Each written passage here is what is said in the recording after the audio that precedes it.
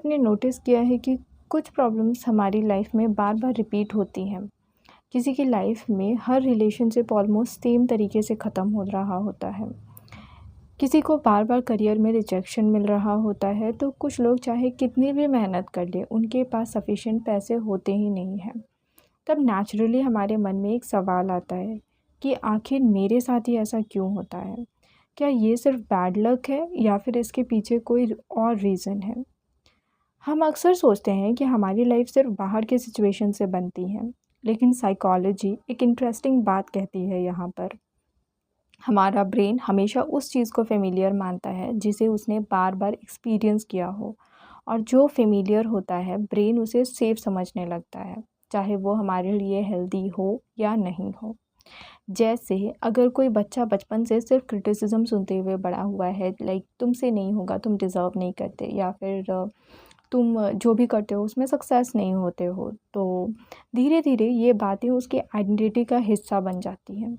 और जब वो बड़ा होता है तो हर बार उसे लगता है कि शायद मैं डिज़र्व नहीं करती, शायद मैं इनफ नहीं हूँ, और बिना रियलाइज़ किए ही उसके डिसीजंस भी उसी बिलीफ से इन्फ्लुएंस होने लगते हैं। यहीं से हमारी लाइफ में रिपीटिंग पैटर्न शुरू हो जाते हैं। बाहर की दुनिया हमेशा सेम नहीं होती है, लेकिन हमारा नज़रिया कई बार वही रहता है।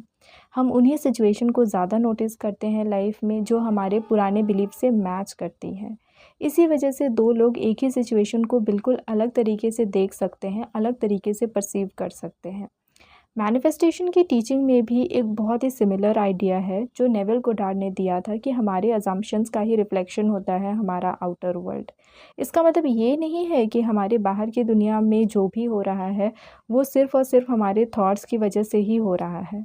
रियल लाइफ बहुत कॉम्प्लेक्स होती है, लेकिन ये इम्पॉर्टेंट है जानना कि हमारे बिलीव्स और एक्सपेक्टेशंस ही हमारे रिएक्शंस, चॉइसेस और फोकस को इन्फ्लुएंस करते हैं, और वही धीरे धीरे हमारी लाइफ की डायरेक्शन भी बदल सकते हैं।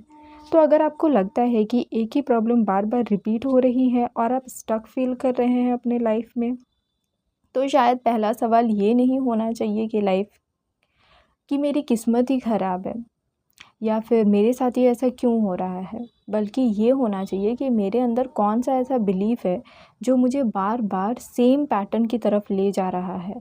कभी कभी आंसर बाहर नहीं अंदर मिलता है, इसलिए मेडिटेशन करना इम्पॉर्टेंट है। मेडिटेशन में हम बाहर की दुनिया से एस्केप करके अंदर की दुनिया में जाते हैं, और वहीं पर हमारे सारे सवालों के जवाब मिल जाते हैं।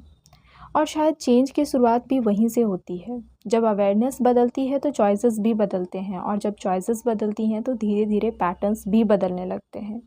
इसलिए अगर आज आपको लग रहा है कि लाइफ एक ही चैप्टर बार बार रिपीट कर रही है, तो हो सकता है यूनिवर्स आपको पनिश नहीं कर रहा है। हो सकता है आपका माइंड बस वही पुरानी कहानी दोबारा चला रहा है, जिसे वो बहुत पहले से सच मानता है, क्योंकि माइंड इमेजिनेशन और रियलिटी में फ़र्क नहीं कर पाता है। तो रिमेंबर, जिस दिन आप अपने अंदर की कहानी बदलना शुरू कर देंगे, उस दिन आपके बाहर की दुनिया भी बदलनी शुरू हो जाएगी।